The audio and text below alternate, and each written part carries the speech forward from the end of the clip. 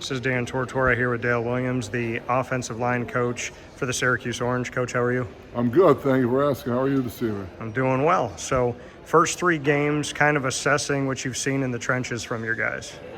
The first 3 games, there's obviously some good, there's some bad, and then there's somewhere in between.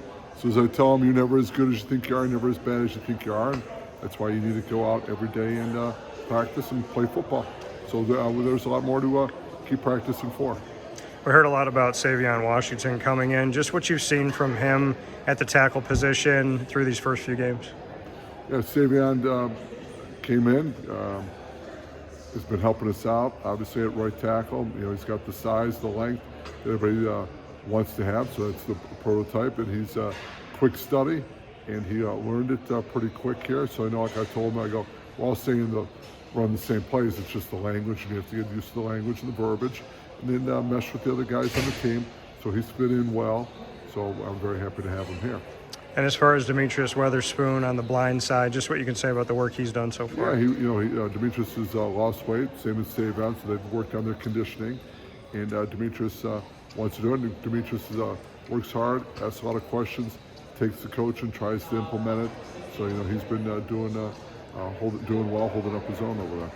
And I know one of the guys that came in to play really wherever he was needed at tackle, Enrique Cruz, just what you could say you've seen him do through practice and trying to get on the field. Yeah, Enrique's been trying to get on the field, so I'm trying to play him every game. Enrique has played a lot of football here. Loves Syracuse University. Loves Chicago. That's where he's from. So he works, he runs, he plays hard. He does what we ask him to do, and that's why he's been playing. January Reed, just what he's been in the first couple. I know he got banged up a little bit, but just what you've seen from him under center. Yeah, under center. Yeah, he wants to be a major player. Wants to have the responsibility of making line calls, directing where everybody's going. Wants to watch film. So he loves to watch football, talk football. Wants to be heavily involved with the game, which is important to have. And he is vocal, so everything you need from a center. When we look at being a quarter of the way through the season, what from the guard position have you seen from the left and right guard, and any rotation that might come? Jakob Bradford's been out there battling each week, and Mark Petry, who had been a starter here, right tackle, moved him into right guard, and Mark loves football.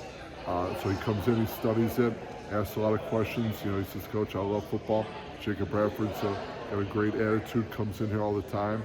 So, they're 2 solid kids that are playing guard for us, and they're giving us everything they have. You said going into the season in fall ball, how seriously you take your job and just the expectation that you have from them, and maybe their experience as student athletes here is going to be a little bit different under you. How have they responded to your leadership and how serious you take it? Yeah, it's been some change for some of the kids, and because detailed, step with this foot, step with that foot, use this hand, move this way, step here.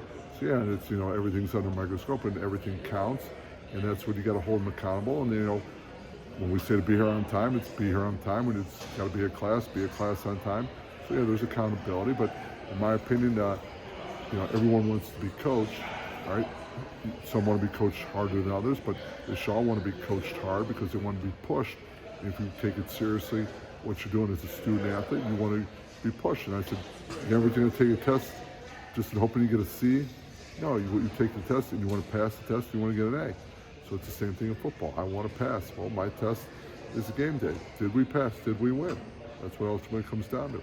So in those first 3 games, what grade would you give?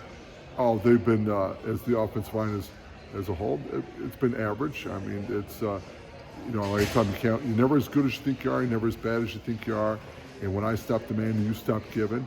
And when you listen to all the fans say how great we are, and you're this and you're that, and oh my God, all right, it's the same people that are going to boo you when you lose. So we're not, I try to be pretty even keel and keep demanding, try to go at it the same way every day, just keep demanding. And, that's what I do. I got to keep pushing them to get better. You can never rest, you can never look back, because there's no future in the past.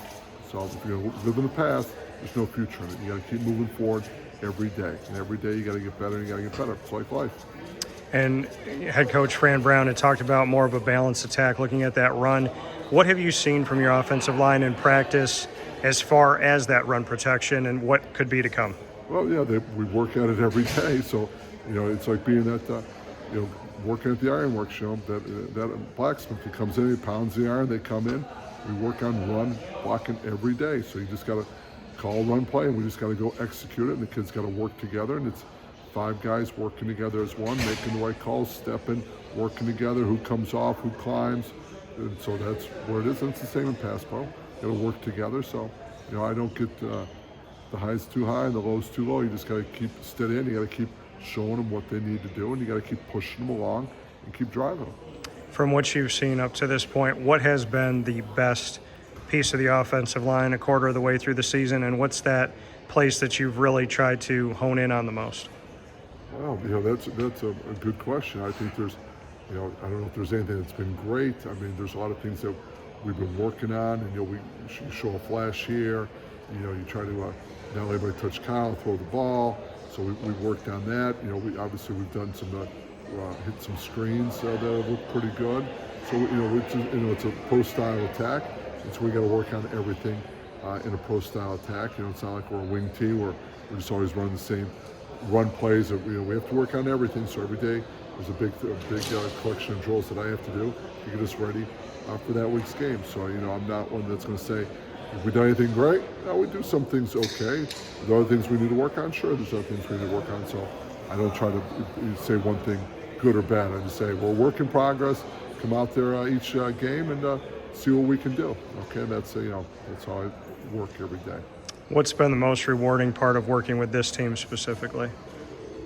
I would say just to get around a new bunch of people, and everyone needs a coach. Kids want to be coached. That's been the rewarding part as you come in here. You're just trying to coach them. And you're trying to make them better football players, make them better student athletes, and just trying to make them better people, because the game of football can teach you a lot about life. Because when you get knocked down, you got to get back up. And that's what we're trying to teach them. So that's for me. And a final note, just what you could say about a mentor that maybe you reach back to in your life. There's plenty of different people. I mean, I have worked for or played for every old timer. So the old timers, and just like in my life, a bunch of old timers got their hooks into me, and in life and in football. Don Nealand, Dan Simmerall, I was with them. Steve Patton taught me a lot at Gardner-Webb. Howard Schnellenberger, I was with Howard Schnellenberger 7 years. Played for Don Nealand, GA'd, played arena football for Earl Bruce. So I'm bringing up a bunch of old-time names that you went out there, and then had a good run with Jeff Brown, more of a contemporary. Will be Jeff with the old timers, Don Nealand, Schnellenberger, Dan Simmerall, those people. I still talk to Schnellenberger's died, and I still talk to Dan Simmerall. So I learned a lot, and a lot of those things I carry.